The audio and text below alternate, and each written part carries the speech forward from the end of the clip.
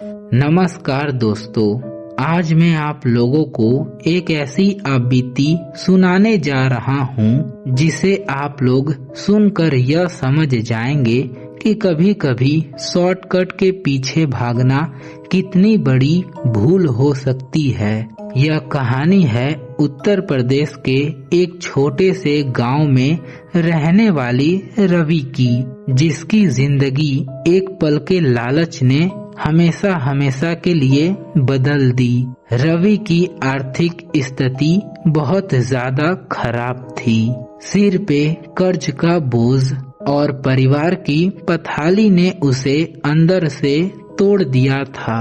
एक दिन गांव के बाहर लगे मेले में भीड़ से दूर उसे एक पेड़ के नीचे एक रहस्यमयी बाबा मिले। बाबा की दाढ़ी लंबी थी, बदन पर काला लिबास था और उनकी आंखों में एक अजीब सी चुभने वाली चमक थी। जैसे ही रवि उनके पास होके गुजरा, बाबा ने उसके तरफ बिना देखे हुए कहा, बेटा, खाली जेब और उदास मन, क्या अमीर बनना चाहता है? रवि यह सुन के ठिठक गया। बाबा ने उसे अपने जादुई बातों के जाल में फंसा लिया। उन्होंने वादा किया कि वह रवि को इतना धन देंगे कि उसकी 7 पुस्तकें बैठ के खाएगी। गरीबी की मार झेल रहे रवि ने बिना सोचे समझे हाँ कर दी। फिर बाबा ने उसे 3 कार्य दिए। पहला काम था आधी रात के शमशान के दहलीज पर एक नींबू छोड़ना। फिर रवि डरते डरते गया और अपने काम को पूरा किया। अगले ही दिन उसे कहीं से अचानक 5,000 रुपए मिले। अब रवि का यकीन पक्का हो गया कि बाबा सच में चमत्कारी हैं। अब दूसरा काम और भी ज्यादा डरावना था। बाबा ने कहा, पुराने बरगद के पेड़ के नीचे दिया जलाना, लेकिन भूल के भी पीछे मत देखना।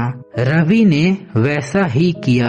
जब वह लौट रहा था तो उसे महसूस हुआ कि कोई नंगे पैर उसके पीछे पीछे चल रहा है। किसी औरत के सिसकने की आवाज हवा में तैर रही थी।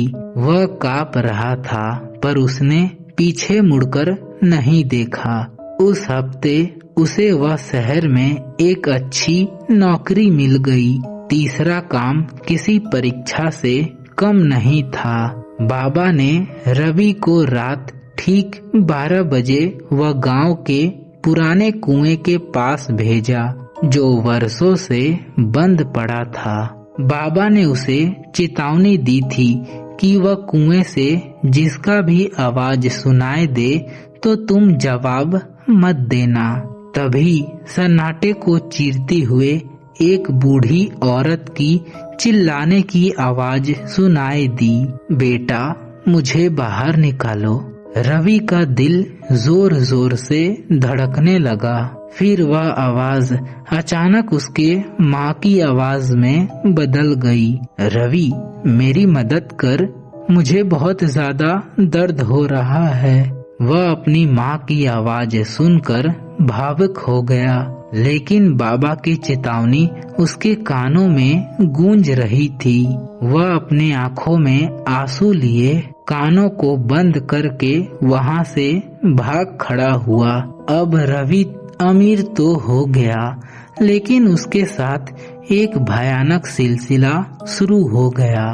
घर में उसे हर पल किसी के मौजूदगी का एहसास होता था। रात को जब वह सोता तो उसे लगता कि कोई उसके बिस्तर के पास खड़ा होकर उसे घूर रहा है। एक रात जब उसकी आंख खुली तो उसने देखा कि कमरे के कोने में एक काली धुंधली परछाई खड़ी है। वह परछाई धीरे धीरे उसके करीब आने लगी। रवि का स्वास्थ्य गिरने लगा। वह दिन पर दिन पीला पड़ता गया। अंत में वह हिम्मत करके उसी बाबा के पास पहुंचा। बाबा के वह भयानक मुस्कान देखकर रवि का होश उड़ गया।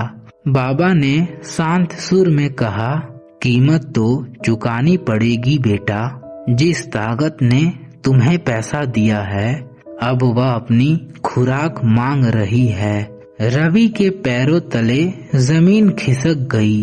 वह वहां से भाग निकला, लेकिन वह साया अब उसका पीछा नहीं छोड़ रहा था। वह उसके सपने में आता और फुसफुसाता, अब तुम हमारे हो। एक सुबह परिवार वाले ने रवि को उसके कमरे में बेहोश पाया।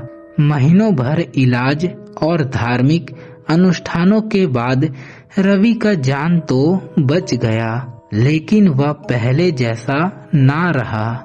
आज भी रवि वह काली परछाई के खौफ को याद करके कांप जाता है और वह बस एक ही बात कहता है, मेहनत से कमाया हुआ 1 रुपया भी उस हराम के धन से कई ज्यादा सुकून देता है। तो यह कहानी अब यहीं पे समाप्त होती है। कहानी आप लोगों को कैसा लगा, आप लोग मुझे कमेंट बॉक्स में जरूर बताएं, ताकि मैं अगला कहानी इससे भी डरावनी ला सकूं। तो आज के लिए इतना ही, मिलते हैं नेक्स्ट वीडियो में। Bye bye.